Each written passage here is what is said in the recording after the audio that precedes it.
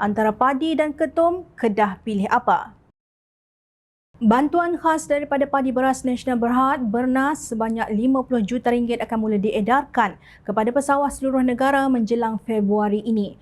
Menurut Menteri Pertanian dan Keterjaminan Makanan Muhammad Sabu, bantuan tunai RM250 setiap pesawah itu akan diagihkan secara berperingkat dan jangka selesai diagihkan pada Mac depan. Bantuan khas pada tahun ini bagaimanapun tidak membabitkan pesawah di Kelantan, Terengganu dan Pahang yang telah mula menerimanya secara berperingkat sejak tahun lalu. Seramai 219,402 pesawah di lain-lain negeri akan menerima bantuan khas Bernas yang berjumlah RM50 juta pada tahun ini secara berperingkat mulai bulan depan. Tegasnya dipetik media selepas hadir sesi libat urus bersama peladang, Pertubuhan Peladang Kawasan PPK Lembaga Kemajuan Pertanian Muda MADA Pengkalan Kondur pada Khamis. Untuk rekod, Perdana Menteri Datuk Seri Anwar Ibrahim sebelum ini telah berjaya mendapatkan persetujuan Tan Sri Syed Mukhtar Al-Bukhari untuk menyalurkan peruntukan RM10 juta kepada pesawah miskin bulan Disember dan RM50 juta tahun 2023. Kata Muhammad, kerajaan sentiasa bersedia untuk membantu pesawah termasuk aspek infrastruktur bagi penanaman padi 5 kali dalam tempoh 2 tahun seperti sedang diusahakan di Kedah. Kita juga mendengar keluhan petani dengan mengadakan sesi dialog bersama mereka. Contohnya hari ini mereka bangkitkan soal potongan padi di kilang, soal racun yang kadang-kala lambat tiba. Apabila padi dah besar baru tiba racun. Jadi kita cari jalan terbaik untuk selesaikan, tegasnya. Demikian usaha kerajaan Malaysia Madani yang cuba membantu rakyat yang berhadapan dengan kesukaran akibat kenaikan harga barangan dan perkhidmatan pasca COVID-19.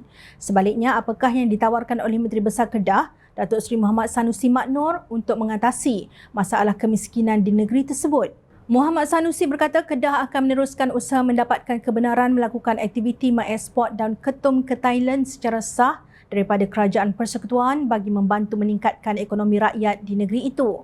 Beliau yang juga pengerusi Perikatan Nasional Kedah yakin usaha kerajaan negeri itu akan dapat direalisasikan sekiranya rakyat memberi kepercayaan kepada Perikatan Nasional pada pilihan raya umum ke-15, lapor Berita Harian.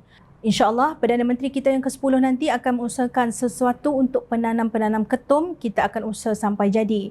Saya yakin hal ini akan dipertimbangkan oleh Kerajaan Persekutuan selepas ini.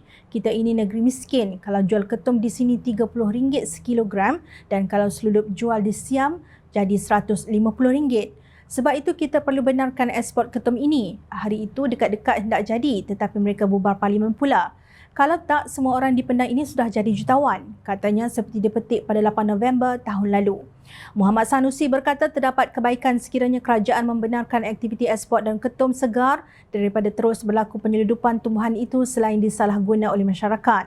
Kalau tak benarkan, itulah yang rebus di rumah orang beli sampai jadi hitam kulit, lepas tu kepala pening. Kita tak mahu orang kita rosak. Ada juga kes orang yang seluduk bawa daun ketum lari sehingga jatuh gaung dan mati. Kalau dia tak perlu lari, mungkin dia hidup sampai sekarang, ujarnya. Muhammad Sanusi berkata sekiranya kerajaan memberi kebenaran, lesen mengeksport daun ketum dicadangkan diberi kepada anak syarikat kerajaan negeri atau syarikat tertentu supaya ia dapat dikawal. Setakat itu sahajalah keupayaan pemimpin Perikatan Nasional untuk berfikir bagaimana hendak menyelesaikan masalah kemiskinan rakyat. Bayangkan senario ini, kartel ketum akan terbentuk. Pesawah menukar penanaman padi kepada ketum. Masalah sekuriti makanan akan semakin meruncing kerana bekalan beras tempatan berkurang. Harga beras tidak mungkin dapat dikawal lagi oleh kerajaan kerana tidak mampu memberi subsidi. Lantaran tiada jaminan penanam ketum akan membayar cukai kepada kerajaan. Tiada jaminan juga penyeludupan ketum ke luar negara akan selesai sebagaimana penyeludupan minyak masak dan petrol bersubsidi. Tiada jaminan juga rakyat tidak menyalahgunakan ketum dan jadi lalok kerana ketagihan sebab bahan itu mudah didapati kerana isah.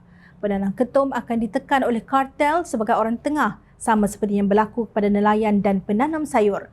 Agaknya berapa ramai rakyat Kedah yang akan jadi jutawan seandainya ladang ketum dan perniagaan sah. Syukur Allah Subhanahu Wa Taala tidak mengizinkan Perikatan Nasional menjadi kerajaan persekutuan.